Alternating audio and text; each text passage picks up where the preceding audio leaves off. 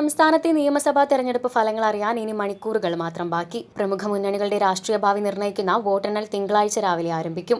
രാവിലെ 6 മണിക്ക് വോട്ടെണ്ണലിന്റെ ആദ്യഘട്ടമായ strong room തുറക്കും. ഇവിഎമ്മുകളും വിവിപാറ്റുകളും ഉദ്യോഗസ്ഥരുടെ സാന്നിധ്യത്തിൽ പരിശോധിച്ച് തരംതിരിച്ച് വോട്ടെണ്ണലിന് സജ്ജമാക്കും. സ്ഥാനാർത്ഥികളുടെയോ അവരുടെ ഏജന്റുമാരുടെയോ സാന്നിധ്യത്തിൽ നിരീക്ഷകരുടെ സാക്ഷ്യപത്രത്തോടെയും വീഡിയോ റെക്കോർഡിംഗോടെയുമായിരിക്കും സ്ട്രോങ് റൂമുകൾ തുറക്കുക. ത്രിതല സുരക്ഷയിൽ ഇവ വോട്ടെണ്ണൽ കേന്ദ്രങ്ങളിലേക്ക് മാറ്റും. 8:30 മുതൽ ആദ്യ ഫല സൂചനകൾ പുറത്തുവരും. 9 മണിയോടെ തിരഞ്ഞെടുപ്പ് ട്രെൻഡുകൾ വ്യക്തമാകും. 10 മണിയോടെ തന്നെ കേരളം ആരാണ് ഭരിക്കുകയെന്ന ഏകദേശ ചിത്രം വ്യക്തമാകുമെന്നാണ് വിലയിരുത്തൽ. സംസ്ഥാനത്തെ 43 ഇടങ്ങളിലായി 140 കേന്ദ്രങ്ങളിലാണ് വോട്ടെണ്ണൽ ക്രമീകരിച്ചിരിക്കുന്നത്. മുഴുവൻ സമയവും CCTV നിരീക്ഷണവും ഉണ്ടാകും. വോട്ടെണ്ണൽ കേന്ദ്രങ്ങളിൽ ആദ്യം എണ്ണുന്നത് തപാൽ വോട്ടുകളാണ്. 500 തപാൽ വോട്ടുകൾക്ക് ഒരു ടേബിൾ എന്ന രീതിയിലാണ് ക്രമീകരണം. ഒരു മണ്ഡലത്തിൽ 2500 തപാൽ വോട്ടുകൾ ഉണ്ടെങ്കിൽ 5 ടേബിളുകൾ ഒരുക്കും. ഓരോ ടേബിളിലും ഒരു അസിസ്റ്റന്റ് റിട്ടേണിംഗ് ഓഫീസർ വീതം ഉണ്ടായിരിക്കും. സ്ഥാനാർത്ഥികളും ഏജന്റുമാരും ഔദ്യോഗിക തിരിച്ചറിയൽ കാർഡ് നിർബന്ധമായും കൈവശം വെക്കണം. വോട്ടെണ്ണൽ തുടങ്ങുന്നതിന് 1 മണിക്കൂർ മുൻപ് ഹാജരാകണമെന്നും നിർദ്ദേശമുണ്ട്. ഒരു ടേബിളിൽ ഒരേ സമയം ഒരു EVM വീതമാണ് എണ്ണുക.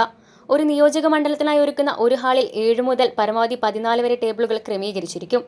തർക്കമില്ലാതെ ഒരു EVM